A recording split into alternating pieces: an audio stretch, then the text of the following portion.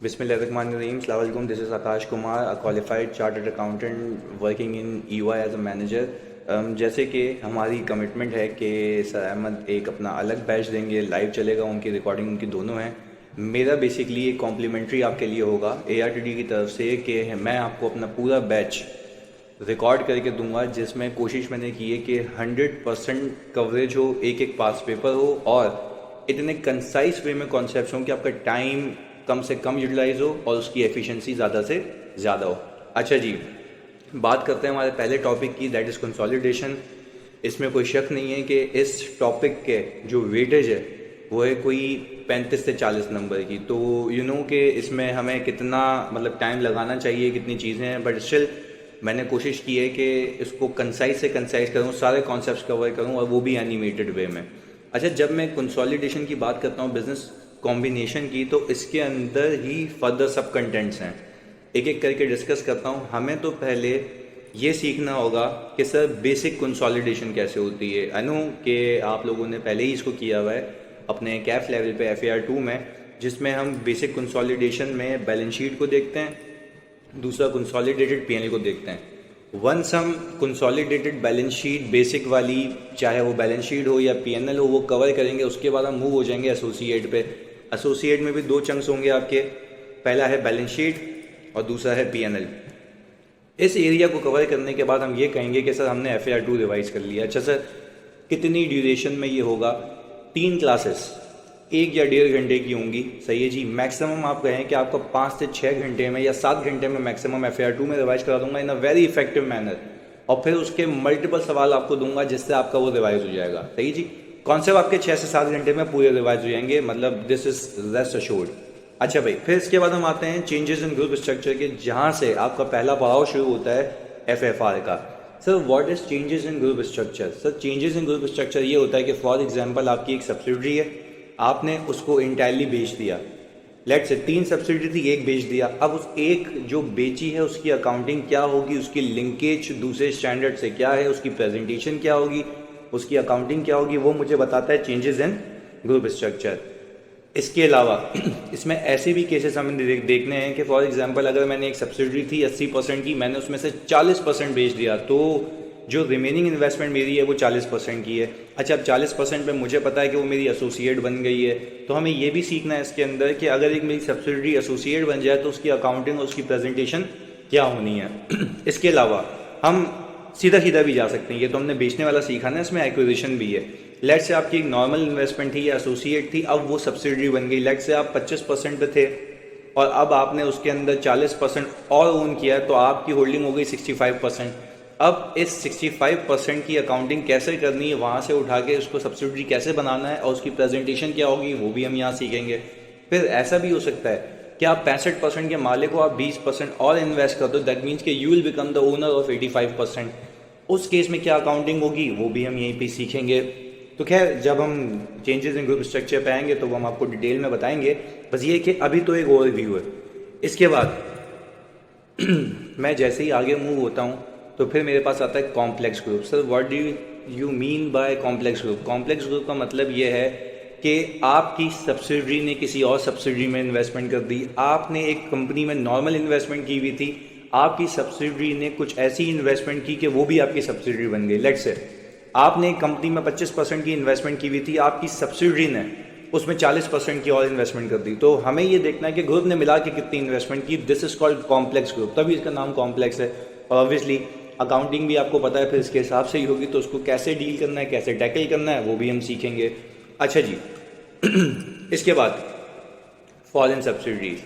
Sir foreign subsidiaries का मतलब ये कि ऊपर जितना भी चंक है ना आपका, उस पूरे चंक में अगर मैं ये कहूँ कि मैंने अपनी सब्सिडरी को बाहर खरीदा हुआ है, चाहे मेरी सब्सिडरी ने इनडायरेक्ट इन्वेस्टमेंट करके, चाहे मैंने डायरेक्ट इन्वेस्टमेंट करके, व्हाट्सोएवर द केसेस, तो वो केसेस हम देखेंगे कि अगर कोई बाहर सब्सिडरी है आपकी तो उसको कैसे डील करना, तो ये IAS 21 के साथ है। इसके बाद FAR 2 लेवल पे या FAR 1 लेवल पे आपने ये देखा होगा कि FAR 1 में हमने बेसिक कैश फ्लो किया है, तो यहाँ पे वो बेसिक कैश फ्लो नहीं है, यहाँ पे कंसोलिडेटेड कैश फ्लो है। हो सकता है कि आपकी एक सब्सिडरी बाहर हो और जाहिर सी बात है फॉरेन सब्सिडरी तो उसका कैश फ्लो भी बनाने को आ सकता है, और ये पिछले पास में आ भी चुका है, तो हमें ये भी देखना होगा। तो this is not a normal cash flow. इसमें हमें देखना है कि अगर कंसोलिडेशन हो रही है तो कंसोलिडेटेड कैश फ्लो कैसे बनता है, तो वो यहाँ सीखेंगे। आपने अपने कुछ बच्चों ने FAR 1 के लेवल पे देखा होगा, कुछ बच्चों ने FAR 2 के लेवल पे देखा होगा, क्योंकि IAS 8 यानी statement of changes in equity का आपने जो जिक्र है वो सुना होगा FAR 2 या FAR 1 में। पर यहाँ पे ये normal statement of changes in equity नहीं है, this is consolidated statement of changes in equity. अब आपको बनानी होगी statement of changes in equity but consolidated. अब उसमें हमें ये देखना होगा कि भाई और शेयर्स आते हैं तो क्या होता है, होल्डिंग चेंज होती है तो क्या होता है, सब्सिडरी इन्वेस्ट करती है तो क्या होता है। तो मतलब this is going to be very good, हमें देखना है, इसमें अच्छे से प्रैक्टिस करनी है। तो सर हम इस पूरे एरिया को जो कवर करेंगे वो बहुत ही इफेक्टिव मैनर में करेंगे, एंड आई अश्योर यू मतलब आपसे ऐसा कोई भी सवाल ऐसा हो ही नहीं सकता कि ना हो। मैं लिटरली तुम्हें बता रहा हूँ, मतलब मैं इस मतलब सब्जेक्ट के लिए तो पागल हूँ, इस सब्जेक्ट के लिए एक्सट्रीमली पागल हूँ। सो मतलब आपकी मोहब्बत में मैं ये ज़ीरो से लेके चलूँगा और एक एक चीज़ आपको, एक एक कॉन्सेप्ट इफेक्टिव और कम टाइम में करा दूँगा। अच्छा जी, शुरू करते हैं हमारी पहली क्लास, जिसमें मैं आपको ये बताऊंगा कि हमारी कंसोलिडेशन का मतलब क्या है, व्हाट इज़ कंट्रोल, और अगर मैं किसी सब्सिडरी को पहले दिन पे एक्वायर करता हूँ और उसी दिन अगर बैलेंस शीट बनाऊँ तो वो किस तरीके से बनेगी। तो बिल्कुल एक माइनर सा रिविजन है, आए कर लेते हैं हम अपने पास। अच्छा जी, जब मैं ये देखता हूँ कि डेफिनेशन क्या है कंसोलिडेशन की, तो वो ये मुझे कहता है कि you have to present a group as a single entity. यानी वो कहता ये है कि ये ग्रुप जो भी है, अभी बताता हूँ 1 मिनट में, कि आपने ग्रुप को as a single entity present करना है। तो मैंने ये कहा कि भाई what does it mean by group, तो उसकी डेफिनेशन आती है, ग्रुप के अंदर आते हैं सर पेरेंट और उसकी तमाम सब्सिडरीज। इसके बाद मैंने ये पूछा कि भाई व्हाट इज़ पेरेंट एंटिटी, तो वो कहता है पेरेंट एंटिटी वो एंटिटी होती है जो सब्सिडरी को कंट्रोल करे। अच्छा, अब इस डेफिनेशन को रिफ्रेश करते हैं जल्दी से।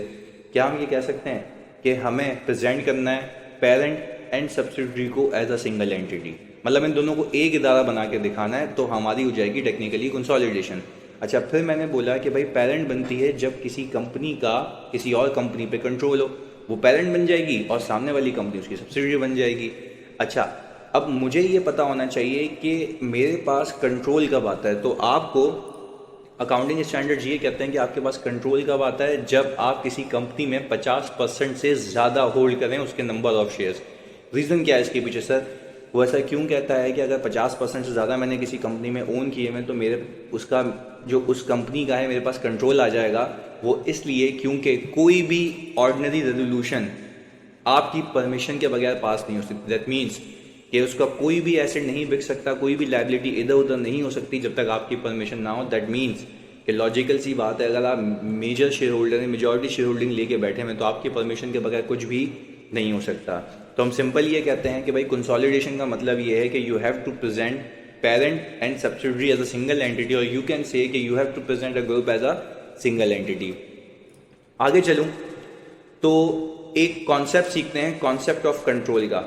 अगर मैं कहूँ कि मेरी ओनरशिप किसी कंपनी में 55% है, तो आपको अभी मैंने बताया कि आप उस कंपनी को कंट्रोल करते हैं, आप उसके बन चुके हैं पेरेंट एंटिटी। अच्छा जी, तो सवाल ये आता है कि सर अगर किसी कंपनी में मैं 55% ओन कर रहा हूँ तो मेरा कंट्रोल कितना होगा। सर आपका कंट्रोल होगा 100%। रीज़न बीइंग कि भले ही आपकी ओनरशिप 55% हो, पर आपकी परमिशन के बगैर कुछ भी उस कंपनी में नहीं हो सकता। तो सर अगर जब मैं कंसोलिडेशन आपको सिखाऊंगा तो आपको ये बताऊंगा कि अगर आपकी ओनरशिप 55% है तो आपका प्रॉफिट्स पे राइट 55% है, कंट्रोल 100% है। लेट्स से अगर मैं ये कहूँ कि भाई आपने एक कंपनी को 55% ओन किया हुआ है, अब वो कंपनी जो भी कमाएगी उसका आपको 100% नहीं मिलेगा, आपको मिलेगा तो 55% ही, बट चलेगी आपकी 100%। लेट्स से मैं ये कहूँ कि अगर मेरी ओनरशिप 55% की है तो इसके अलावा जो नॉन कंट्रोलिंग इंटरेस्ट है NCI है वो होगा कोई 45% का, तो उसका पैसा उसको जाएगा, हमारा पैसा हमारे पास आएगा। 55% होल्डिंग होने का मतलब ये नहीं कि पूरे पैसे मेरे हैं, कंट्रोल मेरा पूरा है, बट हाँ जिसका जो राइट बनता है वो अपने हिसाब से लेके जाएगा। तो इस केस में अगर मैं देखूँ कि कंट्रोल अगर 100% है मेरा, तो मेरी कंसोलिडेशन भी कितनी होगी सर, 100%। एग्जाम्पल देता हूँ सर, अभी आगे जाके इसको पिक्चराइज भी करूँगा, न्यूमेरिकल्स में भी इसको समझेंगे, पर अभी एक माइंड में बनाते हैं अपने दिमाग में कि अगर मैं ये देखता हूँ कि मैंने किसी कंपनी को 55% खरीदा है तो उसके एसेट्स में 100% अपने पास लेके आऊँगा। भाई 100% अपने पास कैसे ला सकते हैं सर आप, क्योंकि आपने तो ओन ही 55% किया हुआ है। मैं 100% अपने पास इसलिए लेके आऊँगा क्योंकि मैंने कंट्रोल किया हुआ उसको कितना, 100%। तो आपको क्या लगता है, क्या ये नाइंसाफ़ी होगी कि किसी और का शेयर भी अपने पास लेके आ रहे हैं? नहीं, किसी और का शेयर आप अपने पास जो लेके आ रहे हैं उसका हिस्सा उसको इक्विटी में दिखाएंगे कि इसमें से इतने पैसे उसके हैं, इतने पैसे हमारे हैं। तो आपने लेके तो 100% नहीं आना है सब्सिडरी को, पर उसमें से जो इसका आपका बनता है वो हिस्सा आप अपने पास दिखाएंगे, जो हिस्सा एनसीआई का बनता है उसका हिस्सा उसको दिखाएंगे। अच्छा जी, आगे तो हम ये भी देखते हैं कि इसमें लिखा हुआ ये है कि NCI share will be calculated separately and will be presented separately. अच्छा जी, अब मेन चीज़, एक कॉन्सेप्ट समझते हैं कि अगर मैं किसी कंपनी को खरीदूं, उस दिन अगर मुझे कंसोलिडेशन करनी है तो उस दिन कंसोलिडेशन कैसे होगी। यानी सर हम अभी समझने वाले हैं कॉन्सेप्ट एक कि भाई अगर हमें कंसोलिडेशन करनी है at the date of acquisition तो वो किस तरीके से होगी। You can clearly see here के दो कंपनीज हैं, एक XYZ कंपनी है और एक ABC कंपनी है। अभी मैं आपको जो कॉन्सेप्ट सिखा रहा हूँ उसमें मैं अज्यूम ये कर रहा हूँ कि मेरी ओनरशिप सामने वाली कंपनी में 100% है, तो कंट्रोल भी कितना होगा, 100%। अगर मैं आपसे ये कहूँ कि मेरी सामने वाली कंपनी में ओनरशिप 60% है, तो क्या इसका मतलब है कंट्रोल भी 60% है? नहीं, कंट्रोल तब भी कितना होगा, 100%। पर अभी to keep it very simple, हम पहली इलस्ट्रेशन देख रहे हैं तो मैं ये अज्यूम कर रहा हूँ कि मेरी ओनरशिप भी 100% है, यानी कोई दूसरा इस कंपनी का मालिक नहीं है, जो है सब मैं हूँ। और अभी हम सीख रहे हैं कि जिस दिन मैं इस कंपनी को एक्वायर करूँ उस दिन कंसोलिडेशन किस तरीके से होगी। तो ये you have to keep this in your mind. अच्छा जी, हम ये कहते हैं कि जब भी किसी कंपनी को खरीदो तो ज़रा देख लेना उस कंपनी की वैल्यू क्या है। अच्छा, जब मैं उस कंपनी की वैल्यू देखने गया तो मैंने देखा कि भाई एट एक्विजिशन डेट उस कंपनी के एसेट्स आपको दिख रहे हैं स्क्रीन के ऊपर 8000 के। ABC कंपनी सब्सिडी देखें 8000 के आ रहे हैं। पर फिर मुझे याद आया किसी कंपनी की वैल्यू एसेट नहीं होते हैं सर, किसी भी कंपनी की वैल्यू नेट एसेट्स होते हैं। नेट एसेट्स का मतलब है लायबिलिटीज़ को माइनस करने के बाद। अगर मैं अपनी वेल्थ भी देखना चाहता हूँ तो मैं अपनी वेल्थ भी ऐसे ही देखूंगा ना कि भाई मेरे पास ये एसेट्स है, इतने लोगों को देने हैं, बचा कुचा मेरा है। तो अगर आपको किसी कंपनी की वेल्थ देखनी है तो आप एसेट देखेंगे या net asset? Sir definitely net asset. That means कि मुझे इसमें से जो मेरी स्क्रीन पे 6000 रुपये की सब्सिडी की लायबिलिटीज़ हैं इसको माइनस करके दिखाना है। मैंने सर डेफिनेटली इसको माइनस किया, इस कंपनी की वैल्यू आ गई 2000 रुपये। अच्छा, फिर जैसे ही मैं इस कंपनी को एक्वायर करने के लिए 2000 रुपये देने लगा तो उसने मुझे एक बात कही कि आपने ये जो मेरी वैल्यू निकाली है ये मेरी बुक्स में से निकाली है, this is my book value. आप ये करें कि आप जाएं मार्केट में, आप इसकी वैल्यूएशन कराएं। इसको हम कहते हैं ड्यू डिलिजेंस। हम इसकी वैल्यूएशन कराएंगे, हमें पता लगेगा कि इसके एसेट्स में से ऐसे कौन से एसेट्स हैं जिसकी फेयर वैल्यू उसकी कैरिंग अमाउंट से ज़्यादा है। लॉजिकल सी बात है, कोई भी बंदा चीज़ बेचेगा मुझे तो क्या वो कैरिंग अमाउंट पे बेचेगा या फेयर वैल्यू पे? डेफिनेटली सर फेयर वैल्यू पे। मैंने कहा चलें भाई हम आपकी बात मान लेते हैं। हम मार्केट में गए, हमने देखा कि भाई इसका पीपी कुल मिला के ऊपर इस 8000 के एसेट्स में ऊपर जो पीपी है वो 7000 का है, ऐसा ही है। टोटल एसेट्स में पीपी 7000 का रिफ्लेक्ट हो रहा है। मैंने कहा यार इस 7000 की वैल्यूएशन में लगाने गया तो मार्केट में मैंने देखा इस पीपी की fair value at the date of acquisition थी 10,000 रुपये। तो मैं आपसे ये पूछता हूँ कि मैं यहाँ पे कितने इनकॉर्पोरेट करूँ कि ये वैल्यू उठ के 10 पे चली जाए। Sir definitely we have to make adjustment of 3000। हमने कहा सर हमने इसको डेफिनेटली 3000 इसमें ऐड किया। इन्वेंट्री में हमने बोला कि कोई चेंज नहीं है, वही वैल्यू है हमारे पास। कुल मिला के एक्विजिशन डेट पे रिवाइज एसेट्स आ गए 11000 के। मैंने कहा लायबिलिटीज विल रिमेन सेम, कोई चेंज नहीं है अब तक हमारे केस में। हमने कहा कि सर इस कंपनी के नेट एसेट्स हो गए 5000, पर क्या अब मैं ये नेट एसेट्स की बुक वैल्यू कहूँगा या नेट एसेट्स की फेयर वैल्यू कहूँगा? सर हम कहेंगे कि अब इस कंपनी के नेट एसेट्स फेयर वैल्यू पे आ चुके हैं।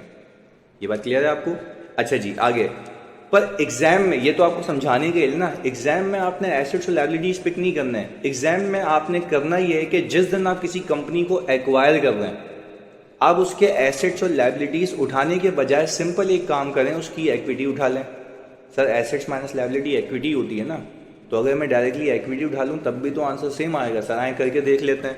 मैंने कहा कि सर जैसे ही मैं ऑल्टरनेटिव पे गया, जो कि आपने एग्जाम में करना यही है एट एक्विजिशन डेट में देखूं इस कंपनी का, देखें शेयर कैपिटल आपको दिख रहा होगा 1000 का, और इस कंपनी की रिटेन अर्निंग बेटा आपको दिख रही होगी 1000 की। मैंने कहा सर कुल मिला के कितना हो गया 2000 नेट एसेट्स की बुक वैल्यू। देखें नीचे आप देखें पहले 2000 ही थी, ये एसेट्स और लायबिलिटीज़ का नेट है।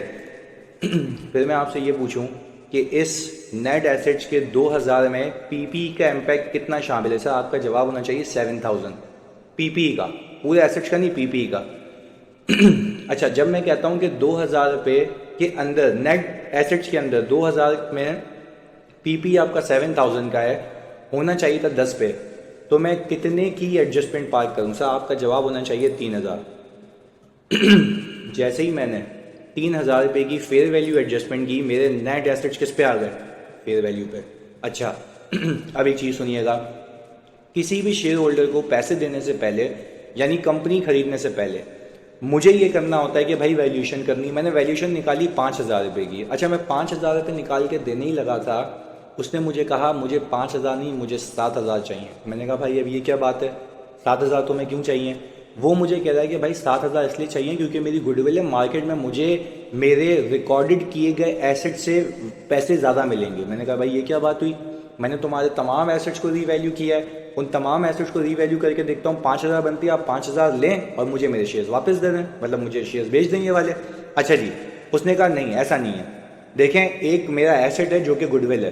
तो मैंने कहा भाई आपकी बुक्स में तो रिकॉर्डेड ही नहीं है। तो वो बंदा कह रहा है कि भाई ये गुडविल जो अपनी कंपनी खुद ब खुद बनाती है उसकी कॉस्ट रिलायबली मेजर नहीं हो सकती है। Cost reliably measure in the sense कि भाई अगर सब्सिडरी कह रही है कि मैंने बिजनेस किया किया किया किया, मेरा नाम बन गया, मुझे तो नहीं पता वो नाम कितने में बना है, बट हाँ मुझे ये पता है कि मुझे नाम के पैसे कितने मिलेंगे तो मैं आपसे चार्ज करूँगा। तो मैंने कहा अच्छा, यानी मुझे ये बात समझ आ गई है कि आप मुझसे अपनी गुडविल के पैसे मांग रहे हैं जो गुडविल आपके बुक्स में रिकॉर्डेड नहीं है, क्योंकि cost can not be reliably measurable. फिर वो सामने से मुझे क्या कहता है कि पर मुझे कॉस्ट रिलायबली मेजरेबल नहीं थी, पर मुझे पता है कि फेयर वैल्यू कितनी है, मेरे पैसे कितने हैं।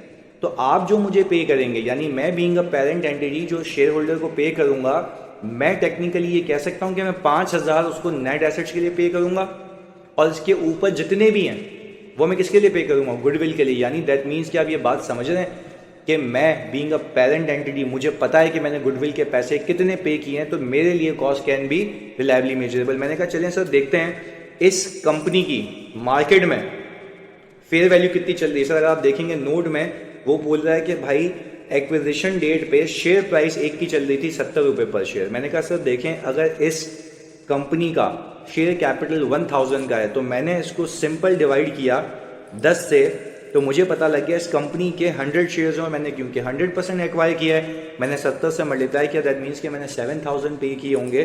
और मैं आपको ये बताता चलूँ कि गुडविल के मैंने कितने पे किए होंगे। सर गुडविल के मैंने पे किए होंगे कितने सर? 2000। यानी सर आप ये कहना चाह रहे हैं कि किसी भी कंपनी को खरीदने से पहले उसकी वैल्यूएशन करेंगे। वैल्यूएशन में सबसे पहले मुझे एसेट देखनी है, नेट एसेट। सर आपने कहा नेट एसेट्स, नेट एसेट्स को मैं किस पे लेके जाऊंगा? फेयर वैल्यू पे लेके जाऊंगा। फिर देखूंगा कि मैंने उस कंपनी के लिए उसकी औकात के हिसाब से पे किए या उससे ज़्यादा, जितने भी ज़्यादा पे किए तो वो मैंने गुडविल के लिए किए टेक्निकली। अच्छा जी, अब सवाल ये आता है कि पेरेंट एंटिटी सेपरेट बुक्स में क्या एंट्री बनाएगा। मैंने कहा सेपरेट बुक्स में से सिंपल पेरेंट एंटिटी बोलेगा मैंने इन्वेस्टमेंट की हुई है 7000 की, मैंने कैश दे दिया 7000 का। Keep this in your mind कि ये 7000 रुपये का कैश सब्सिडरी को नहीं गया है, शेयर होल्डर को गया है। तो I hope this is clear कि हमने पहले दिन पे क्या करना है। अच्छा जी, अब ये तो बात समझ आ गई कि पेरेंट एंटिटी की किताबों में ये 7000 कैसे आएगा पूरे हिसाब किताब के बाद। अच्छा जी, इसके बाद मैं ये बता दूं कि ये इन्वेस्टमेंट दो चीज़ों को रिफ्लेक्ट कर रही है। नेट एसेट्स ऑफ सब्सिडी जो कि कितने हैं 5000। क्या आप ये बात मानते हैं, अभी मैंने प्रूव किया है कि नेट एसेट्स का मतलब होता है एसेट्स और लायबिलिटीज़ का नेट। क्या मैं ये कह सकता हूँ मैंने उस कंपनी के एसेट्स के लिए पैसे दिए और लायबिलिटीज़ के लिए भी पैसे दिए, साथ साथ गुडविल के लिए भी पैसे दिए। अच्छा जी, मूविंग फॉरवर्ड, अब हम देखते हैं कि अगर मैं इसी दिन कंसोलिडेशन करूं तो मैंने वो किस तरीके से करनी है। बट हाँ, कंसोलिडेशन करने से पहले मैंने आपको ये बता दिया है कि आपको दो चीज़ें करनी है। एक इस कंपनी की वैल्यूएशन, सही है जी, नेट एसेट्स की, उसको फेयर वैल्यू पे लेके जाना। दूसरा यू नीड टू चेक कि आपने गुडविल के लिए पैसे पे किए हैं या नहीं किए हैं। चलें जी, बिस्मिल्लाह करते हैं। अच्छा भाई, एज यू कैन सी कि अभी भी वही बैलेंस शीट है, वही वैल्यूएशन हुई हुई है, गुडविल भी निकाली हुई है मैंने, तो सर आपने तो अभी मेरे साथ डेफिनेशन देखी थी ना कि ग्रुप का मतलब क्या है, यानी कंसोलिडेशन का मतलब क्या है। You need to present a group as a single entity. Group के अंदर कितनी कंपनीज आ रही थी, आपने कहा था सर 2, पेरेंट और उसकी सब्सिडीज। यानी सर अगर मैं पेरेंट और सब्सिडरी को एज अ सिंगल एंटिटी बता दूं तो क्या मेरी कंसोलिडेशन हो जाएगी? सर करके देख लेते हैं अभी एनिमेटेड वे में। मैंने कहा कि सर अगर कंसोलिडेटेड एफएस बनाना चाहता हूँ तो मैं सिंपल इसके पीपी को ऐड कर दूँ, 12,000 का हो गया। मैंने कहा सर सिंपल में इसकी इन्वेस्टमेंट ले आऊँ, 7,000 की आ गई। इन्वेंट्री ले आऊँ, 1,000 रुपये की आ गई। मैंने कहा सर कुल मिला के कंसोलिडेटेड फाइनेंशियल स्टेटमेंट्स यानी पेरेंट और सब्सिडरी को मिला के ग्रुप हो गया कितने का, 20,000 रुपये का एसेट सकता है। मैंने कहा चलिए सर आगे देखते हैं। मैंने कहा सर मैं दोनों का कैपिटल को मिला दूं तो 3,000 आ गया। दोनों का रिटेन अर्निंग मिला दूं तो सर मेरे पास 3,000 आ गया। दोनों की लाइबिलिटीज़ मिला दूं तो सर मेरे पास कुल मिला के 14,000 की आ गई और सर मेरी बैलेंस शीट टैली हो गई है। भाई आपने यही तो बताया सर कि you need to present parent and subsidiary as a single entity. मैंने अभी भी तो यही किया है, वही तो किया है जो डेफिनेशन कहती है। पर सर ये टेक्निकली गलत है, इसमें कुछ एडजस्टमेंट्स हैं तब जाके आप बोलेंगे कि कंसोलिडेटेड फाइनेंशियल स्टेटमेंट्स हैं ये। चलिए जी सर देखते हैं एडजस्टमेंट्स क्या है वो। देखें सबसे पहले तो एक बात याद रखें, इस सवाल में देखें, मैं आपको फिर रिपीट करता हूँ, इस सवाल में देखें कि अगर मैं स्क्रीन पे देखता हूँ अपनी तो इस सवाल में पीपी 12,000 रुपये का है। अच्छा 12,000 के पीपी में आपको याद होगा 7,000 रुपये का पीपी, 7,000 रुपये का पीपी सब्सिडरी का है, ऐसा ही है। और 5,000 रुपये का पीपी पेरेंट एंटिटी का है। अच्छा सर हम इसको देख भी लेते हैं कि किस तरीके से आया था ये रहा जी सर। अगर मैं वापस सारी फिगर्स ले जाऊं, यू कैन सी कि देखें पेरेंट एंटिटी का पीपी 5,000 रुपये का है, सब्सिडरी का पीपी 7,000 रुपये का है। बट मैं आपसे पूछता हूँ, आप मुझे जवाब दें, क्या ग्रुप के लिए जब तुम कह रहे हो कि you need to present a group as a single entity, तो आपने क्या सब्सिडरी के एसेट्स के लिए 7,000 पे किए थे या 10,000 पे किए थे? मतलब 3,000 ज़्यादा पे किए थे ना। तो मैं तुमसे ये पूछता हूँ कि क्या तुम इस पीपी को जो कि सब्सिडरी की बुक्स में आ रहा है, क्योंकि तुम्हारे लिए तो कॉस्ट है ना, तुम्हारी तो जेब से पैसे लगे हैं, क्या तुम उसको मुझे ये बताओ 7,000 पे दिखाओगे या 10 पे? टेक्निकली 10 पे, क्योंकि ग्रुप के लिए, पेरेंट के लिए वो जो सब्सिडरी तुम अपने पास लेके आ रहे हो, उसके एसेट्स भी अपने पास लेके आ रहे हो, वो एसेट तुम्हें 7 का नहीं पड़ा था, वो एसेट तुम्हें टेक्निकली कितने का पड़ा था सर? 10,000 रुपये का। तो आई थिंक मुझे इस 7,000 को उठा के 3,000 से इंक्रीज करना है, इसको 10 पे लेके आना है, उसमें 5 ऐड करना है, फिर जाके मैं कहूँगा कि हाँ भाई अब मेरी कंसोलिडेटेड एफएस बनी है, क्योंकि एक चीज़ को मैं अपने पास उतने पे रिकॉर्ड करूँगा जितनी मेरी कॉस्ट है। बात क्लियर है? तो सर अगर मैं इसको जल्दी से वापस से अपनी स्लाइड पे लेके जाऊं तो यू कैन सी क्लियरली कि हमें एक एंट्री पार्क करनी होगी। हमें सबसे पहले ये करना होगा कि पीपी को 3,000 से इंक्रीज करना है। आप देखेंगे कि मेरा पीपी उठ के कितने पे आ गया, 15,000 रुपये पे। तो सर आप ये कहना चाह रहे हैं कि जिस दिन मैं इस कंपनी को एक्वायर करूंगा, जो फेयर वैल्यू एडजस्टमेंट की थी, वो डेफिनेट सी बात है वो सब्सिडरी के एसेट्स के लिए ज़्यादा पे किया था, तो टेक्निकली मेरी कॉस्ट जो है 7,000 नहीं थी, 10,000 थी, तो इसलिए मैंने 3,000 से अपने एसेट्स को इंक्रीज किया। इसको हम कहते हैं fair value adjustment in the consolidated books. Sir आपका सवाल ये होना चाहिए ना कि क्या सब्सिडरी ने इसको रीवैल्यू नहीं किया होगा? सब्सिडरी की जिम्मेदारी नहीं है, कंसोलिडेशन की जिम्मेदारी पेरेंट एंटिटी की होती है। तो पेरेंट एंटिटी का फर्ज बनता है कि जितना, देखो एक बात याद रखना, पेरेंट अपनी अकाउंटिंग अपने हिसाब से करता है, सब्सिडरी अपने हिसाब से करती है। पेरेंट से भी काम ये करता है, शेयर होल्डर से ओनरशिप अपने नाम पर ले लेता है, कंपनी की मैनेजमेंट जो होती है सब्सिडरी की वो अपने हिसाब से चल रही होती है। पेरेंट एंटिटी का काम क्या होता है? पेरेंट एंटिटी का काम ये होता है कि वो पेरेंट अपने एफएस उठाएगा, सब्सिडरी के उठाएगा, अपने आप में मर्ज कर देगा। पर पेरेंट एंटिटी इस बात का ख्याल लाजमी रखेगा कि जो सामने वाली कंपनी है उसके एसेट्स क्या उसी अमाउंट पे लाने या मैंने उससे ज़्यादा पे किया। अगर उससे ज़्यादा पे किया तो टेक्निकली आप कह रहे हो ना ग्रुप के लिए, पेरेंट के लिए वो कॉस्ट 7,000 नहीं थी, 10,000 थी। I hope this is clear. इसके बाद मैं आपसे ये पूछता हूँ, क्या सब्सिडरी की बुक्स में कोई गुडविल थी? आपका जवाब होगा नहीं सर। पर क्या वो क्यों नहीं रिकॉर्ड करके बैठा हुआ था? वो इसलिए नहीं रिकॉर्ड करके बैठा हुआ था क्योंकि वो कॉस्ट रिलायबली मेजर नहीं कर सकता।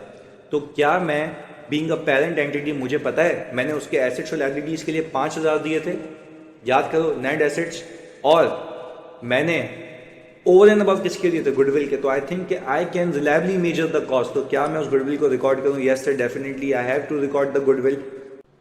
अच्छा जी, गुडविल के बाद आप देखेंगे कि पेरेंट एंटिटी की सेपरेट बुक्स में इन्वेस्टमेंट आ रही थी, सही है जी। यानी पेरेंट एंटिटी की सेपरेट बुक्स ये बता रही थी कि मैंने किसी और कंपनी में इन्वेस्टमेंट की हुई है। अब देखें, एक अलग कंपनी की बुक्स में दूसरी कंपनी में इन्वेस्टमेंट दिखाना तो वैलिड बात है, पर जब आप इसको कंसोलिडेट करके एक एंटिटी बना देंगे तो आपको नहीं लगता कैसा लगेगा कि जो पहले मैंने अलग कंपनी में इन्वेस्टमेंट की हुई थी अब वो मैंने घूम के अपने आप में ही इन्वेस्टमेंट की हुई है। तो आपको ये कहा जाता है बिजनेस कॉम्बिनेशंस में कि आप जब भी कंसोलिडेशन करेंगे आप इन्वेस्टमेंट को एलिमिनेट कर देना, वो वाली इन्वेस्टमेंट जो आपने किस में की हुई है, सब्सिडरी में। वरना आप खुद देखें ना, एक माइंड मैप बनाया भी मैंने सिखाया पीछे कि एक पेरेंट एंटिटी एक सब्सिडरी है। पेरेंट एंटिटी कह रही है मैंने इसमें इन्वेस्टमेंट की हुई है, सब्सिडरी कह रही है मैंने इसको शेयर इशू किए हुए हैं। जब तुम इसको एक एंटिटी बना रहे हो तो ऐसा लगेगा ना कि अपने आप में इन्वेस्टमेंट है। तो क्या वो मैं दिखाऊं या एलिमिनेट कर दूं? सर सिंपल, अब एलिमिनेट कर दें, इन्वेस्टमेंट क्रेडिट हो जाएगी, सही है जी। और ऊपर कंसोलिडेटेड बुक्स में इन्वेस्टमेंट नहीं आएगी, वो वाली इन्वेस्टमेंट नहीं आएगी जो आपने टेक्निकली किस में की हुई है सर, सब्सिडरी में की हुई है। अच्छा जी, अगर मूविंग फॉरवर्ड मैं ये देखूं कि इन्वेंट्री में कोई एडजस्टमेंट नहीं है तो इन्वेंट्री सीधी सीधी उठ के आ जाएगी और मेरे कंसोलिडेटेड एसेट्स आ जाएंगे 18,000 के। अब बहुत ही सुकून से सुनना, आप देखें मैंने अभी गलत वाली बैलेंस शीट में आपको समझाने के लिए बनाई यही है, गलत वाली बैलेंस शीट के अंदर मैंने शेयर कैपिटल दोनों का ऐड कर दिया है। पर अब एक माइंड मैप बना है, सब्सिडरी कह रही है मैंने शेयर इशू किए हुए, सही है, किसी और कंपनी को, वो कह रहा था मैंने इन्वेस्टमेंट की हुई है। जब आपने उसकी इन्वेस्टमेंट हटा दी जो दूसरी कंपनी में की हुई थी, जब ये एक हो गया, हमने यही कहा ना कि एक कंपनी ने इन्वेस्टमेंट की हुई है दूसरी कंपनी में, ये सही प्रेजेंटेशन है, बिल्कुल सही दिख रहा है। बट जब आपने इसको एक कर दिया तो ऐसा लग रहा था अपने आप में इन्वेस्टमेंट की हुई है। तो आपको नहीं लगता कि same is the case with share capital? Subsidiary के शेयर्स ये बता रहे हैं कि ये शेयर कैपिटल पेरेंट को इशू हुआ है, ऐसा ही है, अलग अलग कंपनीज हैं। When it comes to consolidation तो आप ये कह रहे हैं कि सर मैंने अपने आप को शेयर इशू किए हुए, तो सर ये भी तो गलत है ना। तो आपको ये बात पता होनी चाहिए कि शेयर कैपिटल ऑफ सब्सिडरी भी नहीं आएगा कौन सी बुक्स में, कंसोलिडेटेड बुक्स में। चलें जी, हमने क्या किया, शेयर कैपिटल भी हटा दिया, किसका सर, सब्सिडरी का। तो जो बच गया वो किसका है, सिर्फ पेरेंट एंटिटी का। अच्छा अब एक और चीज़, मुझे एक बात बताओ, अगर मैं ये कहूँ कि मैंने एक 20 रुपये का शेयर खरीदा, सही है, और मैंने उसको 30 का बेचा, तो मैंने कमाया कितना? सर मैंने 10 रुपये कमाए। पर आप ये देखें कि जिस बंदे ने ये मुझसे 30 का शेयर खरीदा है, तो क्या उसका ये 10 कमाई है या उसकी कॉस्ट है? सर उसके लिए तो कॉस्ट है ना, उसने तो मुझे 30 पे किए हैं, उसने तो मुझे 30 पे किए हैं। ये बात समझ आ रही है आपको? उसने तो मुझे 30 पे किए हैं। तो टेक्निकली क्या मैं कह सकता हूँ कि यहाँ पे जो मैंने रिटेन अर्निंग ली है 3,000 रुपये की, इसमें एक रिटेन अर्निंग सब्सिडरी की भी है। और आपको ये पता होना चाहिए जिस दिन आपने इस कंपनी को एक्वायर किया सब्सिडरी को, उस दिन का जो आज तक का प्रॉफिट है, यानी आप ये कह सकते हैं ना कि रिटेन अर्निंग का मतलब क्या है, आज तक का कमाया हुआ प्रॉफिट। तो क्या मैं आपको ये कह सकता हूँ कि ये जो आज तक का कमाया हुआ प्रॉफिट है ये आपके लिए being a parent entity profit नहीं है, आपके लिए कॉस्ट है, क्योंकि आपने इसके लिए पे किया है। तो अगर आपने इसके लिए पे किया है तो टेक्निकली ये आपकी रिटेन अर्निंग शो नहीं होनी चाहिए। तो इसलिए हम ये कहते हैं कि retain earning at the date of acquisition भी आपकी कंसोलिडेटेड बुक्स में नहीं आएगी, क्योंकि आपके लिए वो इनकम नहीं, आपके लिए वो क्या है, कॉस्ट है। तो सर ये इनकम कब होगी? सर ये इनकम होगी जब 1 साल 2 साल 3 साल गुजरेंगे, जब आप इस कंपनी से ऑनवर्ड्स कमाएंगे, वो आपकी इनकम होगी। तो वो अभी देखेंगे रिपोर्टिंग डेट पे। बट हाँ, अभी मैं जो अकाउंटिंग सिखा रहा हूँ वो कौन से डेट की अकाउंटिंग है सर? एक्विजिशन डेट की अकाउंटिंग है, वो भी विथ 100% ओनरशिप। अच्छा जी, अब अगर मैं देखूँ मैंने रिटेन अर्निंग को भी हटा दिया 1000 से, तो ये 2,000 रुपये की रिटेन अर्निंग से पेरेंट एंटिटी की आ गई। अच्छा जी, अब लाइबिलिटीज में कोई चेंज नहीं है, सीधा सीधा मेरी बैलेंस शीट टैली हो गई 18,000 से। Now this is what we call consolidated financial statements presentation of a group as a single entity. इसकी समरी ये है कि आप जब ग्रुप को as a single entity present करते हैं तो सब्सिडरी के बैलेंस अपने पास लाते हुए देखना कि क्या आपने उन बैलेंसेस के लिए उतना ही पे किया जितने पे वो रिपोर्ट हुए हैं, या उससे ज़्यादा। जितना ज़्यादा पे किया वो आप रेलेवेंट लाइन आइटम में ऐड कर देना। अच्छा, कोई गुडविल के लिए पैसे पे किए हैं तो वो भी ऐड कर देना, क्योंकि cost can be reliably measurable, ये भी आपको बता दिया मैंने। इन्वेस्टमेंट नहीं आएगी, वरना ऐसा लगेगा कि आपने अपने आप में इन्वेस्टमेंट की हुई है। शेयर कैपिटल और सब्सिडरी नहीं आएगा, ऐसा लगेगा अपने आप को शेयर इशू किए हुए। और retain earning at the date of acquisition नहीं आएगी, रीजन बीइंग ऐसा लगेगा मेरी आज तक की कमाई है, जबकि असल में मेरी आज तक की कमाई नहीं है, मेरे लिए वो कॉस्ट है। अच्छा जी, अब एक फ्रेमवर्क तुम्हें सिखाता हूँ जिसमें तुम्हें पूरी पिक्चर क्लियर हो जाएगी कि हुआ क्या है। इधर देखिएगा, क्या मैं ये कह सकता हूँ इस पीपी के अंदर सब्सिडरी के जो एसेट्स हैं वो 10,000 हैं? सर आपने तो कहा था 7,000 हैं, पर याद करें 3,000 की फेयर वैल्यू एडजस्टमेंट आपने की थी। मैंने कहा सर गुडविल के लिए भी आपने पे किए थे, क्योंकि गुडविल तो सब्सिडरी की है ना, आपने रिकॉर्ड किया क्योंकि cost can be reliably measurable. अच्छा, इन्वेंट्री 1000 सीधी सीधी किसकी बुक्स की है? सर ये सब्सिडरी की बुक्स की है। सर आप देखेंगे कि इस कंसोलिडेटेड एफएस के अंदर इस सब्सिडरी के एसेट्स मेरे पास 13,000 के आ रहे हैं।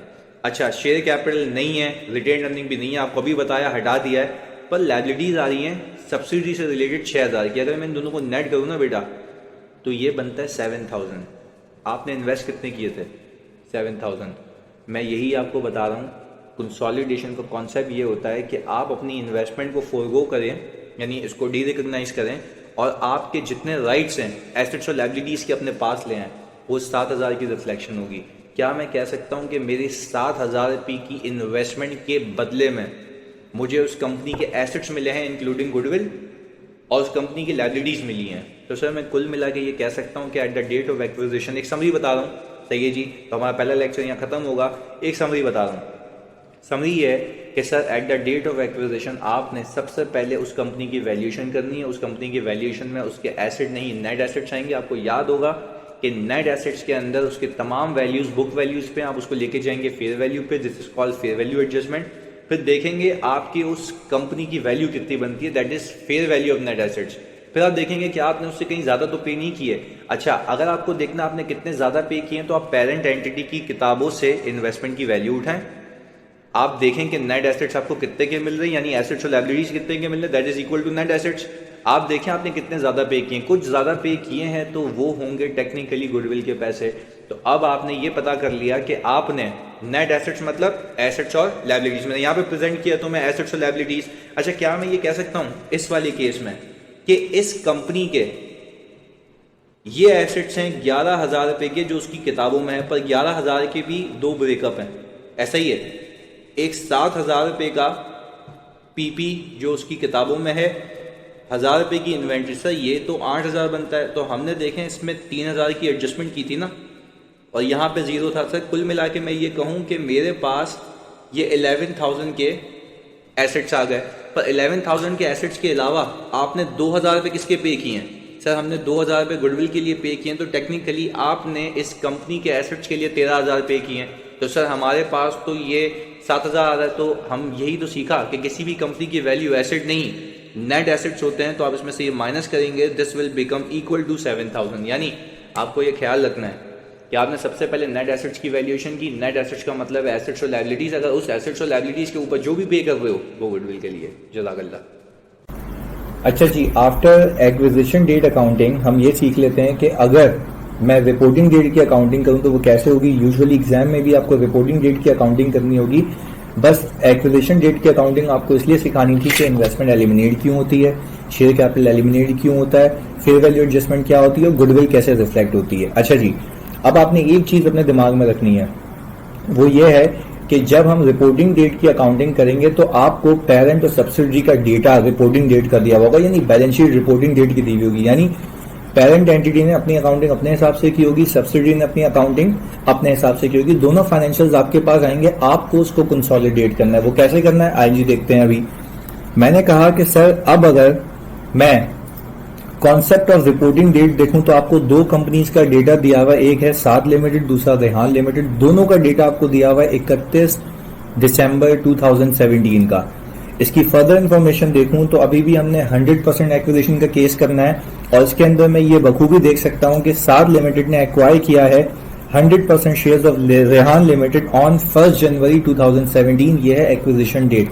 आपको याद होना चाहिए वैल्यूएशन इस दिन पे हुई होगी। इसके आगे वो कहता ये है कि on the date of acquisition all assets were equal to their fair value, यानी उस दिन के नेट एसेट्स में जितने भी एसेट्स थे उसकी कैरिंग अमाउंट उसकी फेयर वैल्यू की इक्वल थी, सिवाय किस चीज के, बिल्डिंग के, जिसकी फेयर वैल्यू 3,000 थी और against A carrying amount of 2,500, और रिमेनिंग यूजफुल लाइफ इस बिल्डिंग की बताई गई है 10 साल। अच्छा जी, फिर वो बोलता है कि रिटेन अर्निंग जब हमने इस कंपनी को एक्वायर किया था उस दिन की दी हुई है 800, और बोल रहा है there is no change in share capital since the date of acquisition. अच्छा जी, तो सबसे पहले मुझे ये बात याद होनी चाहिए कि जब मैंने किसी कंपनी को एक्वायर किया होगा तो उस दिन की उसकी फेयर वैल्यूएशन की होगी, और किसी भी कंपनी की वैल्यू एसेट नहीं नेट एसेट्स होते हैं। तो मैं अपेरेंटली यहाँ पे देखूं तो सबसे पहले मैंने नेट एसेट्स और सब्सिडी निकाले होंगे at the date of acquisition. अच्छा जी, शेयर कैपिटल में देखूं 500 है सर। आप यहाँ पे देख सकते हैं कि आपका रिपोर्टिंग डेट पे जो शेयर कैपिटल आ रहा है वो भी यहाँ पे 500 आ रहा है। तो सर आपने रिपोर्टिंग डेट का कैसे उठा लिया? क्योंकि वो तुम्हें मतलब स्पेसिफिकली कह रहा है कि आपका share capital during the tenure change नहीं हुआ। अच्छा जी, मैंने रिटेन अर्निंग उठाई 800 की, उसने बताया ही है। अच्छा जी, पर मैं रिपोर्टिंग डेट पे देखूं तो सर वो 2000 आ रही है। सर 2000 इसलिए आ रही है क्योंकि ओवर द पीरियड इस सब्सिडी ने कुछ कमाया होगा with in a period of 1 year.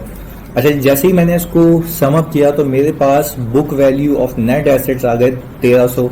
अच्छा, फिर वो कह रहा है इस दिन पे इस अमाउंट के अंदर एक एसेट है जिसकी कैरिंग अमाउंट 2500 की है, जिसकी फेयर वैल्यू 3000 की थी। अब मैंने एक्विजिशन डेट पे यानी मुझे ये एसेट 2500 का नहीं 3000 का मिला होगा, तो मैंने 500 की फेयर वैल्यू एडजस्टमेंट की होगी। मैंने जैसे ही इसके अंदर 500 ऐड किया, मुझे fair value of net assets मिल गए, दैट इज 1800। आपको ये मानना होगा कि ये 1800 एसेट्स और लायबिलिटीज का नेट है, जिसमें एसेट्स आपके फेयर वैल्यू पे आ चुके हैं, जिसमें ये जो बिल्डिंग है वो आपको 2500 की नहीं 3000 की पड़ी है। अच्छा जी, जैसे ही हमने अपने नेट एसेट्स निकाल लिया, मुझे ये पता लग गया at the date of acquisition के मैंने इस कंपनी के एसेट्स और लायबिलिटीज जो मुझे पड़ गए नेट बेसिस पे वो 1800 के पड़ गए। अब मुझे ये देखना है क्या मैंने कोई गुडविल के लिए पे किया था उस दिन या नहीं किया था। मैं गया सीधा पेरेंट एंटिटी की बैलेंस शीट के अंदर, और उसकी बैलेंस शीट के अंदर इन्वेस्टमेंट अपीयर हो रही है सर कोई 3500 की। अच्छा, अब मैंने ये देखा कि भाई मैंने उस वक्त पे किए थे 3500, तो मैंने ज्यादा किसके लिए पे किए होंगे? यू ऑब्वियसली नो के वो गुडविल के लिए पे किए होंगे। तो हमने यहाँ पे अगले स्टेप में निकाल लेनी है गुडविल। चलें जी, 1700 आ गए। अब क्योंकि मुझे बैलेंस शीट सब्सिडरी की दी हुई है रिपोर्टिंग डेट की, पेरेंट भी रिपोर्टिंग डेट की, तो कंसोलिडेशन भी रिपोर्टिंग डेट पे होनी है। तो अब मैं इस नेट एसेट्स को उठा के लेके जाऊंगा रिपोर्टिंग डेट पे। मैंने किया ये कि मैंने रिपोर्टिंग डेट पे शेयर कैपिटल 500 रखा क्योंकि वो सेम है, कोई चेंज नहीं हुआ। बट अगर मैं रिटेन अर्निंग की तरफ देखूं तो इस कंपनी ने डेफिनेटली कोई प्रॉफिट कमाया होगा, और वो प्रॉफिट के साथ मेरा रिटेन अर्निंग एज एड पे हो जाता है 2000 रुपए का। मैंने कहा अब एक चीज आपने याद रखनी है, प्लीज सुकून से समझिएगा उसको, ताकि मैं आपको ये कॉन्सेप्ट क्रिस्टल क्लियर कर सकूं। मुझे एक बात बताओ, ये फेयर वैल्यू एडजस्टमेंट 500 की आपने की थी, ना कि सब्सिडी ने। सब्सिडी एक सेपरेट लीगल एंटिटी है, उसने अपनी अकाउंटिंग अपने हिसाब से की होगी। तो मेरे लिहाज से उसकी किताबों में ये एसेट अभी भी 2500 का था, इसकी रिमेनिंग लाइफ 10 साल थी, और रिपोर्टिंग पे अगर मैं इसको 9 से मल्टीप्लाई करूं तो 250 के डेप्रिसिएशन के बाद ये एसेट बन जाना चाहिए 2250 का। यू कैन क्लियरली सी के उसकी किताबों में ये 2250 का है। बट अबव ऑल मैं आपको ये बता दूं कि आपके हिसाब से ये एसेट एक्विजिशन पे 2500 का नहीं 3000 का था, तो मेरे ख्याल से 2500 की अकाउंटिंग ये सब्सिडी कर चुकी है। आपने बाकी 500 की अकाउंटिंग करनी है, 2500 की पंचायत आपको नहीं करनी है, क्योंकि ये 500 से एसेट को मैंने बढ़ाया, तो इसको डेप्रिशिएट करके रिपोर्टिंग पे भी मैं ही लेके आऊंगा। तो हमें ये करना है कि अगर ये यहाँ रीवैल्यू हो गया तो रिपोर्टिंग डेट पे इसकी अमाउंट ऐसे आएगी कि sir 500 divided by 10 multiply by 9। और अगर मैं 500 डिवाइड बाय 10 मल्टीप्लाई बाय 9 करूं तो मुझे इतना पता है कि 450 रुपए से रिपोर्टिंग पे ये अमाउंट होनी चाहिए, जो कि अब तक सब्सिडी ने रिकॉर्ड नहीं की है। हमने ये देखा कि रिपोर्टिंग डेट पे मेरे नेट एसेट्स आ गए 2940 के। अच्छा, अब आप देखें कि आपके पास ये जो अमाउंट आया है इसको मैं कहता हूं पोस्ट एक्विजिशन प्रॉफिट। सर ये तो बड़ी अजीब सी बात है कि रिटेन अर्निंग का डिफरेंस 1200 का, यानी इस कंपनी ने जो प्रॉफिट कमाया है वो कोई 1200 का कमाया है। सर आप बता रहे हैं कि पोस्ट एक्विजिशन प्रॉफिट 1150, तो बेटा ये वो अमाउंट है जो इंक्रीमेंटल डेप्रिसिएशन है जो यहाँ खुद पार्क हो गया। आप खुद सोचें, आपको एक चीज एक्विजिशन पे 2500 की जगह 3000 की पड़ी, तो 2500 तक की अकाउंटिंग सब्सिडी खुद कर रहा है। 500 को रीवैल्यू आपने किया था, तो 500 को डेप्रिशिएट भी आप करेंगे और रिपोर्टिंग पे रिमेनिंग भी आप ही लेके जाएंगे, क्योंकि 500 की अकाउंटिंग सब्सिडी ने नहीं की होगी। इसको आपको तब तक कैरी करना होगा जब तक ये एसेट खत्म हो जाए, सब्सिडी डिस्पोज हो जाए। अच्छा जी, तो हमने बेसिकली किया ये कि मुझे ये पता है कि मेरे हिसाब से 3000 divided by 10 multiply by 9 becomes equal to 2700। मेरे हिसाब से ये एसेट 2700 पे होना चाहिए, उसने किया हुआ 2250 से, तो शॉर्टफॉल कितने का है 450 का। तो हमने सिंपली इसकी अकाउंटिंग कर ली और ये रिपोर्टिंग पे मैं एडजस्ट कर दूंगा, दैट्स इट। अच्छा जी, फिर हमने कहा कि भाई आज के बाद आप ये कहेंगे कि अब ग्रुप के रिजर्व है। ग्रुप के रिजर्व से क्या मतलब है, पेरेंट एंटिटी का अपना पैसा और सब्सिडरी का एक्विजिशन के बाद का कमाया हुआ पैसा। क्योंकि मैंने अभी आपको सिखाया था कि एक्विजिशन डेट पे रिटेन अर्निंग जो सब्सिडरी की होती है, मेरी कॉस्ट होती है, इनकम होती है उसके बाद से। तो आपके सामने है, आपकी सब्सिडी ने इनकम कमाई है 1200 की, पर आपका जो इंक्रीमेंटल डेप्रिसिएशन था due to fair value adjustment वो इसके अंदर इनकॉर्पोरेट होके आपके पास पोस्ट एक्विजिशन आ रहा है 1150 का।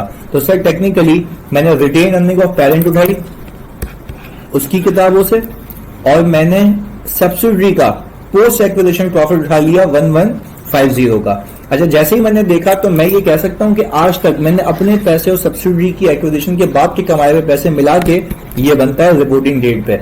अब सर इसके बाद it is very easy for me to prepare the balance sheet. मुझे एक एक करके क्या करना है, मैंने लैंड को पिक किया 1000 उसका, 800 इसका, कुल मिला के 1800 हो गया। मैंने कहा बिल्डिंग मैंने 2000 इसकी पिक की, 2250 इसका पिक किया, पर मुझे एक बात पता है कि इसके अंदर एडजस्टमेंट 500 की नहीं होगी, आफ्टर डेप्रिसिएशन होगी। क्योंकि अगर 500 की तो तब होती जब ये अकाउंटिंग में कर रहा होता है एक्विजिशन डेट पे, तो टेक्निकली मुझे ये इंक्लूड करना है। तो अगर मैं 2000 प्लस 2250 प्लस 450 को ऐड करूं तो वो बन जाता है कुल मिला के हमारा 4700। अदर एसेट्स, और मैंने आपको ये बताया था कि इन्वेस्टमेंट तो डे 1 पे ही एलिमिनेट हो गई थी, तो इसलिए हम इसको कंसोलिडेटेड बुक्स में नहीं दिखाएंगे। तो सर ये सेपरेट बुक्स में क्यों आ रही है, क्योंकि भाई वो सेपरेट बुक्स है, वहां पे हमेशा रहेगी, ये सिर्फ कंसोलिडेशन के लिए एलिमिनेट की जाती है। अच्छा जी, अब आपको पता है ना इन चीजों में एक चीज नहीं है जो कि गुडविल है। तो सर हम गुडविल अलग से रिकॉर्ड करेंगे, तो हमारे पास इस कुल मिला के इस कंपनी के एसेट्स आ गए, ग्रुप के एसेट्स आ गए 13700 के। अब मैं इक्विटी साइड पे आऊं तो आपको पता होना चाहिए कि सब्सिडरी का शेयर कैपिटल एलिमिनेट हो जाता है, तो मैं सिर्फ शेयर कैपिटल दिखाऊंगा पेरेंट एंटिटी का। और अब ये रिटेन अर्निंग नहीं रहेगी, ग्रुप रिजर्व होगा, क्योंकि पेरेंट के अपने पैसे भी होंगे और सब्सिडरी के भी होंगे एक्विजिशन के बाद के। तो ये रही 5150। और कुल मिला के अगर लायबिलिटीज देखूं तो 3300 प्लस 3050 को अगर मिला दूं तो सर कुल मिला के वो बनता है 6350, और कुल मिला के मेरी लायबिलिटी प्लस इक्विटी साइड आ गई 13700। होप दिस इज क्लियर कि रिपोर्टिंग डेट की अकाउंटिंग में सिर्फ आपको ये करना होता है कि जो फेयर वैल्यू एडजस्टमेंट आपने एक्विजिशन पे की है उसको अमोटाइज करके रिपोर्टिंग पे लेके आओ या डेप्रिशिएट करके रिपोर्टिंग पे लेके आओ, क्योंकि उसकी अकाउंटिंग सब्सिडरी ने नहीं की होगी। अच्छा जी, अब एक कॉन्सेप्ट की बात कर लेते हैं जो है कंटिंजेंट लायबिलिटी का कॉन्सेप्ट। अच्छा भाई, ये कॉन्सेप्ट क्या, जरा इसको गौर से समझते हैं, फोकस होकर समझते हैं। मुझे बताओ क्या ऐसा हो सकता है कि मैं जब किसी सब्सिडरी को एक्वायर करने लगूं तो उसकी किताबों में कोई लायबिलिटी यानी कंटिंजेंट लायबिलिटी डिस्क्लोज हुई हुई हो। डिस्क्लोज का मतलब ये है कि वो लायबिलिटी उसकी किताबों में रिकॉर्ड नहीं हुई होगी, क्योंकि उसका प्रूवेबल आउटफ्लो नहीं होगा। तो हमने कंटिंजेंसी में टेक्निकली उस सब्सिडी ने उसको डिस्क्लोज किया हुआ होगा। अच्छा जी, तो पहला केस हमारा जो आता है हमारे सामने वो ये है कि कंटिंजेंट लायबिलिटी जब हमने इस कंपनी को एक्वायर किया था तब उसकी बुक्स में डिस्क्लोज हुई हुई थी और रिपोर्टिंग तक भी वो डिस्क्लोज हुई हुई है और वो सेटल नहीं हुई है। चलें जी, इसको देख लेते हैं। हमने कहा भाई हमारी ये एक सब्सिडरी है, सही है जी, केस फाइल हुआ हुआ है सब्सिडरी के ऊपर, सही है जी, और सब्सिडरी ने उस कंटिंजेंट लायबिलिटी को अपनी किताबों में डिस्क्लोज किया हुआ है ₹800 से। अच्छा जी, हम पेरेंट एंटिटी हम इसको एक्वायर करने जा रहे हैं। हमें सबसे पहले तो एक चीज याद रखनी है, हमें इस कंपनी की वैल्यूएशन करनी है और फिर बताता चलूं कि at the date of acquisition किसी भी कंपनी की वैल्यू एसेट नहीं नेट एसेट्स होते हैं। हमने सिंपल एक काम किया कि net assets at the date of acquisition at reporting निकाल लिए। हमने कहा रिटेन अर्निंग वही आ गया कि टेक्निकली यहाँ पे ये दिख रहा है कि इस कंपनी ने 6500 की रिटेन अर्निंग रिपोर्टिंग पे रखी हुई, तो टेक्निकली 3500 का प्रॉफिट कमाया है। ये जी आपके सामने प्रॉफिट और सब्सिडरी। अच्छा जी, इसके बाद मैं एक्विजिशन डेट के नेट एसेट्स देखूं, बुक वैल्यू तो 4000 है, रिपोर्टिंग पे 7500 है। अच्छा, हमने फेयर वैल्यू एडजस्टमेंट की प्लान की और हमने कहा कि भाई इसकी वही रिमेनिंग लाइफ 10 साल है, तो रिपोर्टिंग पे ये 450 आ गया। चलें जी, तो अब हम ये देख सकते हैं कि हमारे पास इंक्रीमेंटल डेप्रिसिएशन 50 का है, तो कुल मिला के पोस्ट एक्विजिशन बनता है 3450 का, जो अभी हमने अभी पीछे केस किया। अच्छा जी, पर एक चीज याद रखिएगा, मैं ये बताना चाहता हूं आपको कि जो सब्सिडरी है हमारी उसकी किताबों में ये कंटिंजेंट लायबिलिटी डिस्क्लोज हुई हुई है। IFRS 3 बिजनेस कॉम्बिनेशन आपको ये कहता है कि अगर कोई कंटिंजेंट लायबिलिटी डिस्क्लोज हुई हुई है सब्सिडरी की किताबों में तो हो सकता है ये ऑब्लिगेशन ग्रुप के ऊपर आ जाए यानी आपके ऊपर आ जाए। तो टेक्निकली आप इसको अपनी वैल्यूएशन में इनकॉर्पोरेट कर लेना। अब इनकॉर्पोरेट करने से मुराद क्या है? इनकॉर्पोरेट करने से मुराद ये है कि आपको ये प्लीज बहुत सुकून से समझना होगा कि अगर ये लायबिलिटी सब्सिडरी अपनी किताबों में रिकॉर्ड कर लेता तो आपको ये बात पता होना चाहिए कि सब्सिडरी की लायबिलिटीज ज्यादा होती हैं, और सब्सिडरी की लायबिलिटीज अगर ज्यादा होती हैं तो आपको ये भी बात पता होनी चाहिए जितनी लायबिलिटीज ज्यादा होती हैं उतने नेट एसेट्स कम होते हैं, क्योंकि हम इक्वेशन क्या करते हैं, assets minus liability equal to equity. तो अगर ये लायबिलिटी सब्सिडरी रिकॉर्ड कर लेता तो आपको ये पता होना चाहिए कि ये जो नेट एसेट्स की वैल्यूएशन अभी मुझे 4500 दिख रही है, यहां तक ये 4500 नहीं होती, ये 800 से कम होती। I hope this is clear. अच्छा जी, फिर आपको अकाउंटिंग स्टैंडर्ड्स IFRS ये कहता है कि आपको इस एस्टिमेट ऑफ कंटिजेंसी को फेयर वैल्यू पे अपने पास इनकॉर्पोरेट करना। मैंने अज्यूम किया कि हमारे हिसाब से भी हमारे ऊपर ऑब्लिगेशन 800 की आती है, तो हमने सिंपली एक काम किया कि कंटिजेंट लायबिलिटी को रिकॉर्ड कर लिया। पर मैं एक बात बता दूं आपको, प्लीज इसको क्लियरली समझिएगा, सब्सिडरी की किताबों में ये अभी भी डिस्क्लोज है और उसने अपने हिसाब से सही किया हुआ है। हम इसको कंसोलिडेशन के पर्पज से सिर्फ यहाँ पे इनकॉर्पोरेट कर रहे हैं वैल्यूएशन के लिए। अच्छा, जैसे ही मैंने इसको टोटल किया मेरे पास fair value of net assets आ गए 3700। अच्छा जी, हमारा काम क्या है सर? हमारा काम यही है कि हमें फिर गुडविल निकालनी है। गुडविल के लिए हमने अपनी कंसिडरेशन पेरेंट एंटिटी की किताबों से उठाई होगी, सही है जी। हमने नेट एसेट्स रखे 3700 के, आपके पास गुडविल आ गई 800 की। अब इसको जरा समझें, पेरेंट एंटिटी ने किया क्या है? क्या मैं ये कह सकता हूं लायबिलिटी रिकॉर्ड करके पेरेंट एंटिटी ने ग्रुप अकाउंट्स में एक्सपेंस बुक नहीं किया? ये बात लोगों को पता नहीं होती है, लोग अभी भी यही कहते हैं कि ये एक्सपेंस है।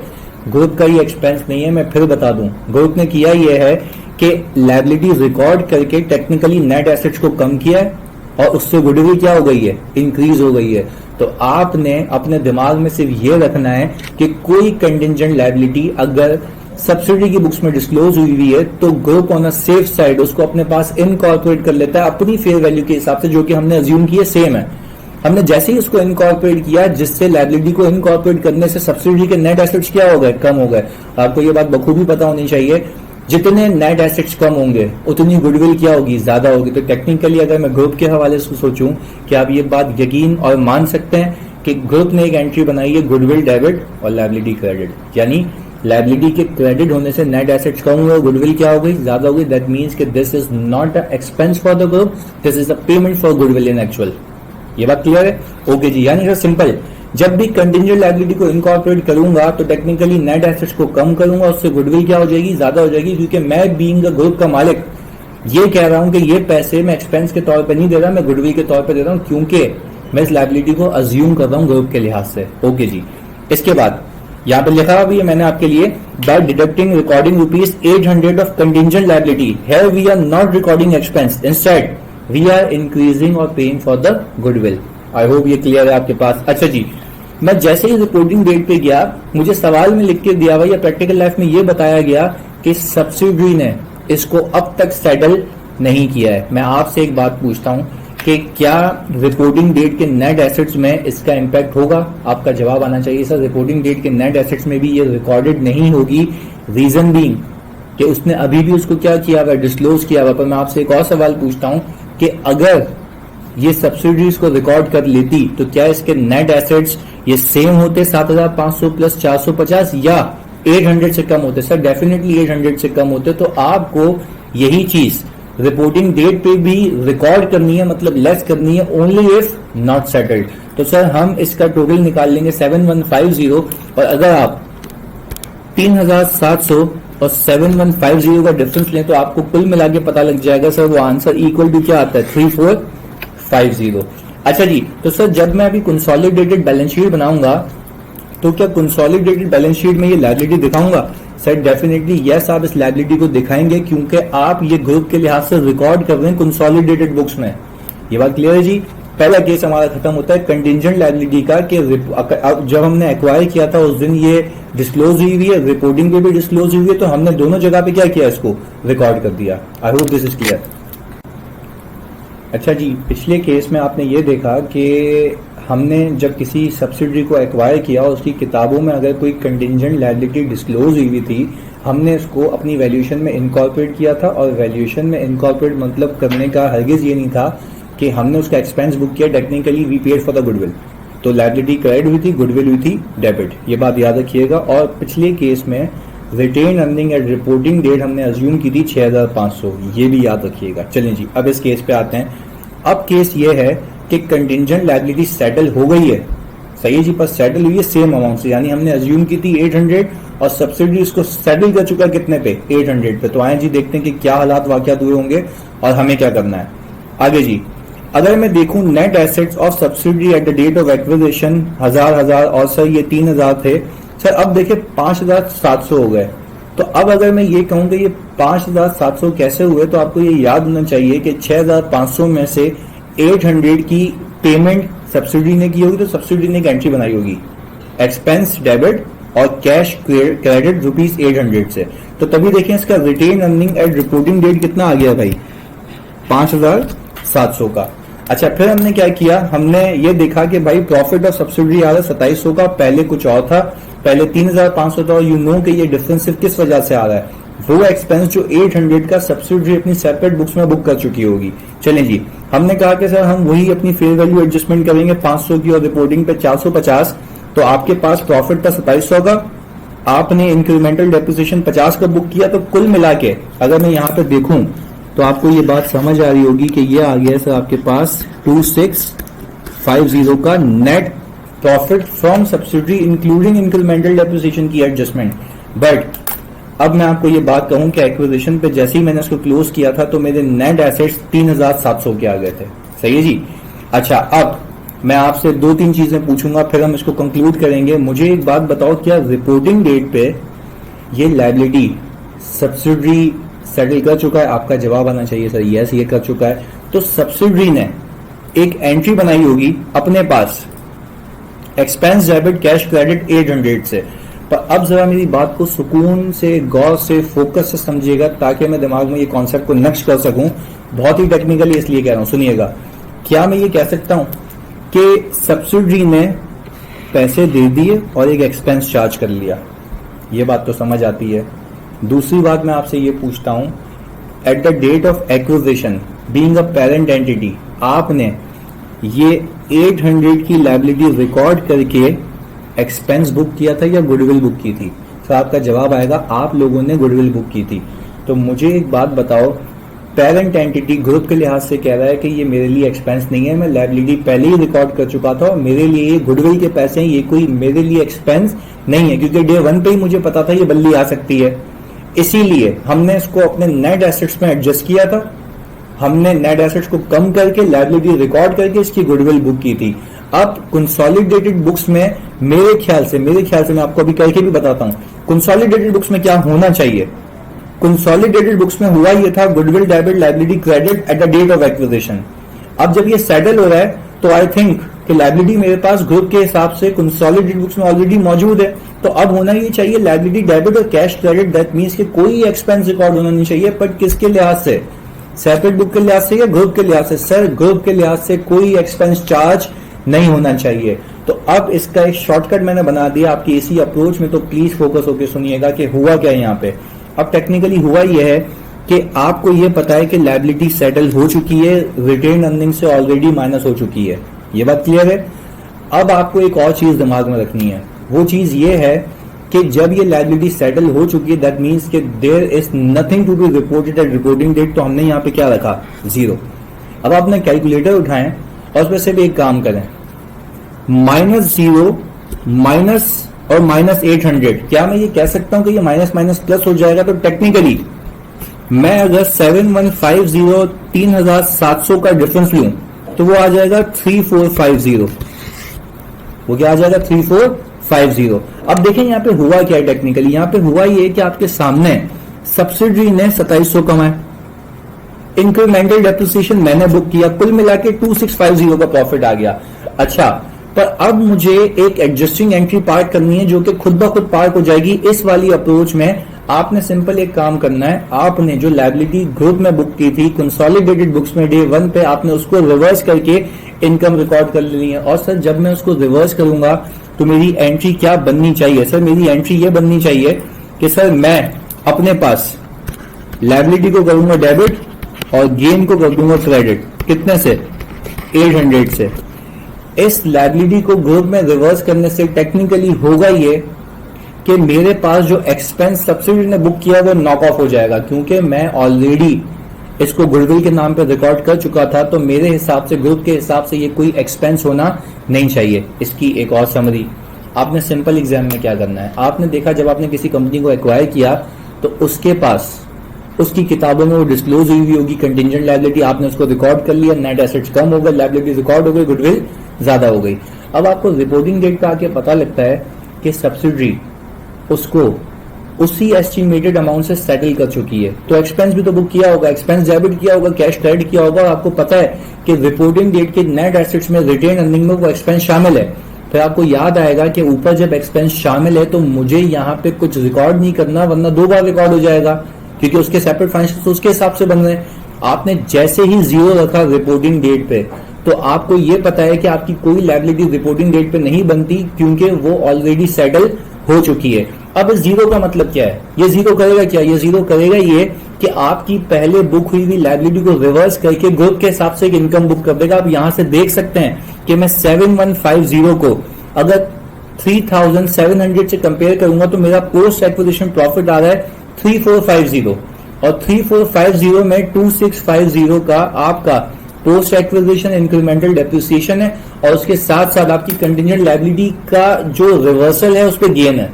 और गेन इसलिए है, फिर बताता चलूं, क्योंकि ग्रुप ये शुरू से कह रहा था मेरे लिए कोई एक्सपेंस नहीं है, मेरे लिए ये टेक्निकली गुडविल के पैसे हैं, मैंने गुडविल के लिए पे किए थे, तो कोई एक्सपेंस बुक होना नहीं चाहिए था। तो सिंपल आपने एक काम करना है कि अगर ये लायबिलिटी सेटल हो चुकी है तो रिपोर्टिंग डेट पे आप लायबिलिटी नहीं दिखाएंगे, क्योंकि वो ऑलरेडी सेटल हो चुकी है।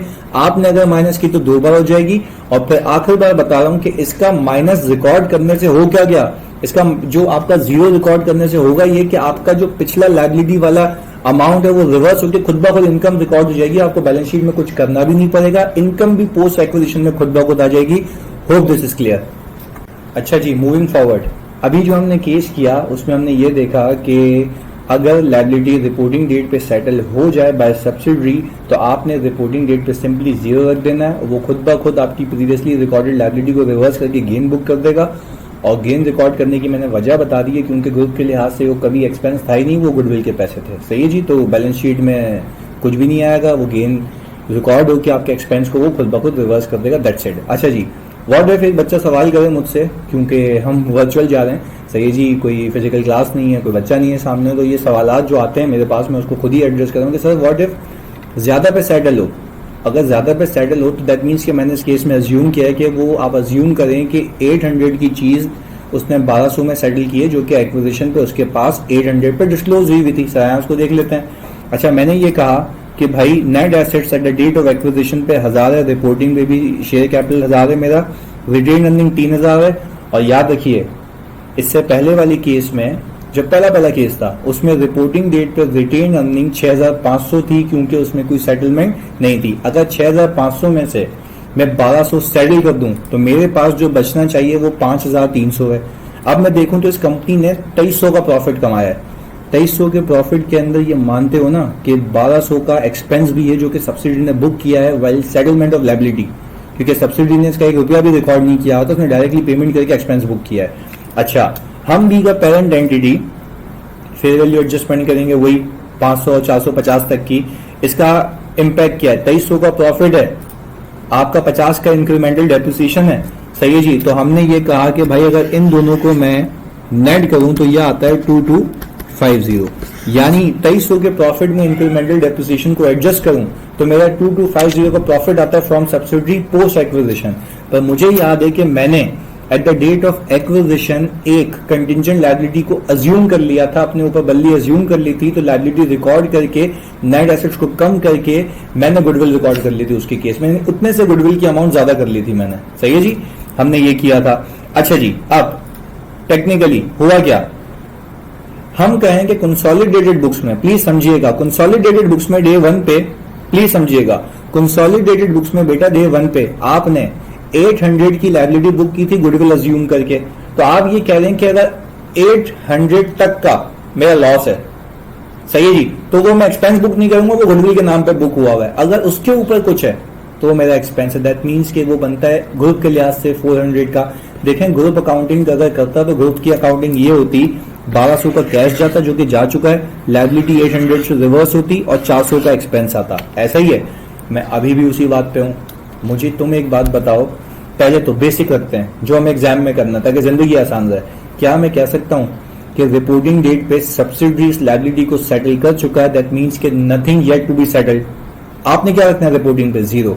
अब इस जीरो की इंप्लीकेशन बताने लगा हूं। इस जीरो से होगा ये कि ये 2250 के अंदर आपकी 800 की एक इनकम बुक हो जाएगी, ये रही। तो आपका पोस्ट एक्विजिशन कितना हो गया? 3050। अच्छा, अब टेक्निकली आपने एक्सपेंस कितना मान लिया? 400। मैं भी तो यही कह रहा हूं कि ग्रुप के हिसाब से एक्सपेंस कितना होना चाहिए था? 400। देखें, पेरेंट अपनी अकाउंटिंग अपने हिसाब से करता है, सब्सिडरी अपनी अकाउंटिंग अपने हिसाब से करती है। सब्सिडरी 1200 का एक्सपेंस बुक करके पेमेंट करके बैठी हुई है। आप कह रहे हैं उस 1200 में से मैं 800 का एक्सपेंस नहीं मानता क्योंकि वो मैंने पैसे पे किए थे गुडविल के। तो आपने सिंपली जो एक्विजिशन डेट पे लायबिलिटी बुक की होगी वो यहां जीरो रखने से वो लायबिलिटी रिवर्स होकर इनकम बुक की होगी।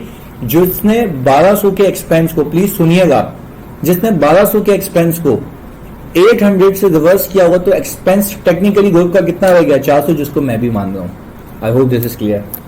अच्छा जी, ये सारे कॉन्सेप्ट्स करने के बाद मैं अपनी पहली क्लास का इख्तिताम करता हूँ, सही है जी। और अब आपको मैं दे रहा हूँ एक होमवर्क, आप प्लीज़ इसको करिएगा। इसका सोल्यूशन मैं आपसे ग्रुप में शेयर कर देता हूँ, तो मैं आपकी स्क्रीन पे दिखा देता हूँ कि ये एक बेसिक सा सवाल है जिसमें अब तक जितने भी मैंने कॉन्सेप्ट्स दिए हैं वो सारे टेस्ट हो रहे हैं। और अबव ऑल ये सारी चीज़ें वैसे यूजुअली कोई 4 से 5 क्लासों में करवाई जाती है। मैंने कोशिश की है कि मैं इसको 50 से 55 मिनट में कवर करूँ और एक एक कॉन्सेप्ट दिया है, तो प्लीज़ इसको अटेम्प्ट करिएगा ताकि हम अगली क्लास में इसके आगे से कंटिन्यू करें। जज़ाकल्लाह।